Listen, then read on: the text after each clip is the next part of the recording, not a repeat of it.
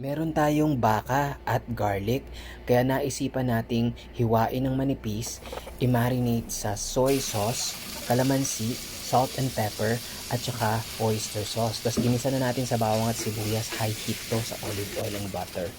Hayaan lang na mag-change yung color kasi papalambutin natin ng konti. Pag dumalambot na to kasi overnight natin tong minarinate. Papabayaan lang natin lumabas yung juice. Continue stirring until matuyo siya. Just like this. Yung medyo may mantika na siya. Lagyan natin ng salt and pepper ulit. Tapos, syempre, ginlaze natin ng honey.